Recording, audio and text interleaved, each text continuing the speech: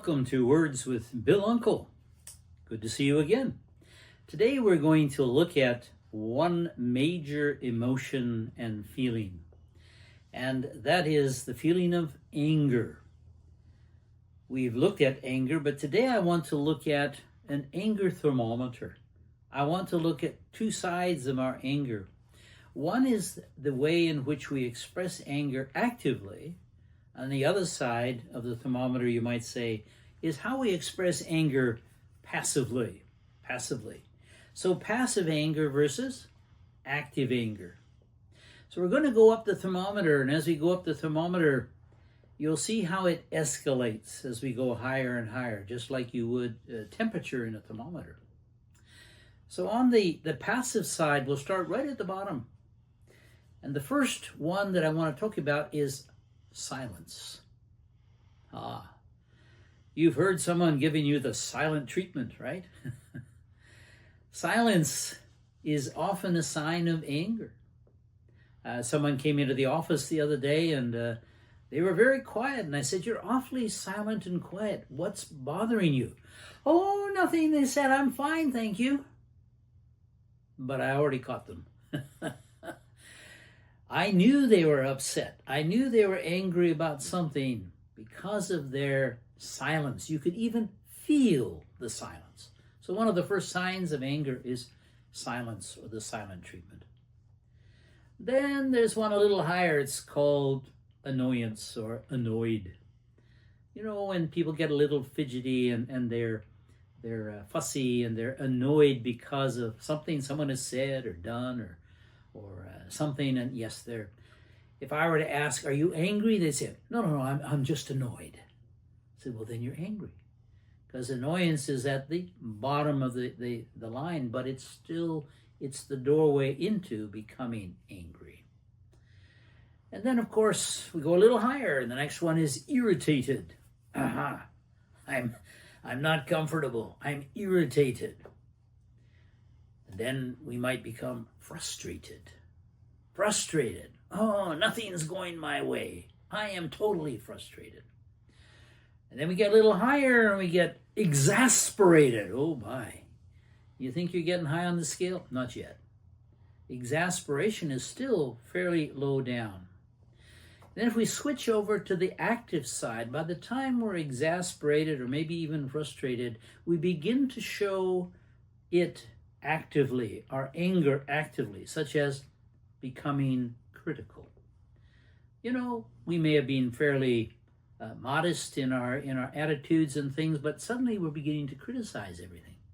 We criticize the weather, we criticize the boss, we criticize the school, we criticize the government, we criticize, you name it, the school board, and suddenly we've become critical in our nature.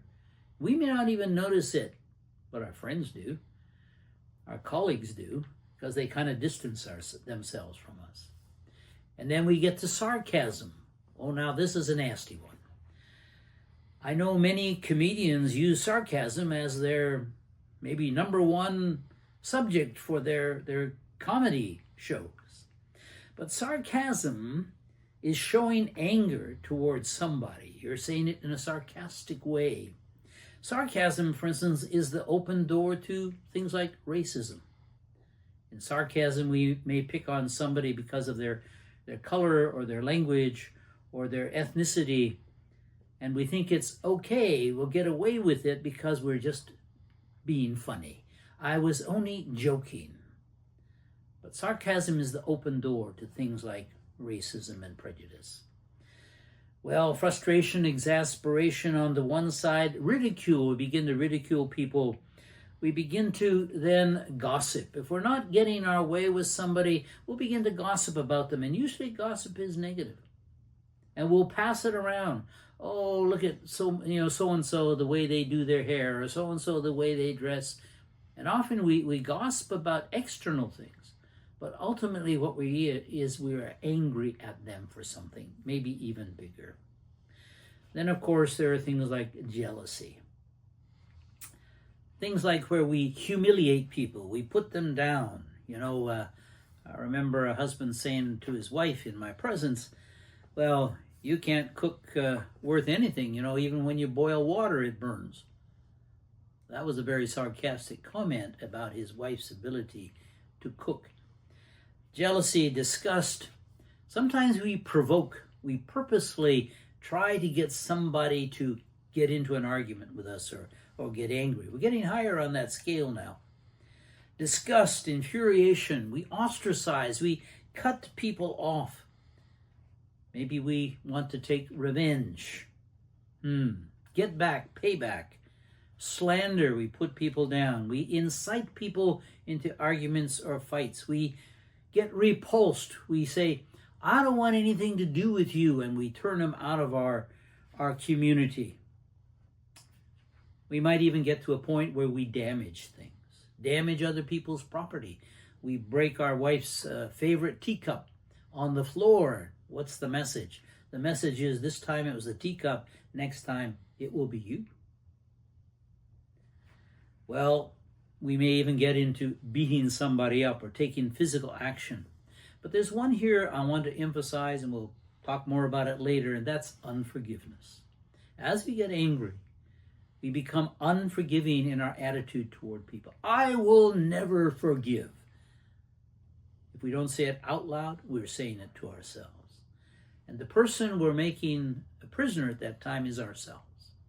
Unforgiveness is getting up on the scale. Well, there's only a few more here I want to mention, and we can talk more about them in more detail at another time. Resentment, where we resent somebody. Rage.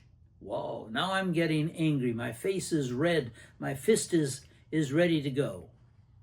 Bitterness. Then there's hatred. And on the physical side, even suicide. You know, I've had people say, well, you know, if I'm not going to get my way with you, I will kill myself, and then you will feel guilty because you caused me to kill myself. Hatred, murder, and one at the top of the scale besides murder is the word malice. When we have a malicious attitude towards somebody, it means we wish harm on them. I remember a truck driver coming in saying, I was so angry, I said, I'd like to see you run over by a big Mack truck, and I'd be happy to pick up the pieces. So you can see that anger, as it escalates, can become a very dangerous thing, not only in the lives of others, but also in my own life. It destroys me, my personality, my love, my care, my compassion. We need to deal with that anger. And in the coming videos we are going to give you some tips as to how to deal with anger. This has been Words with Bill Uncle.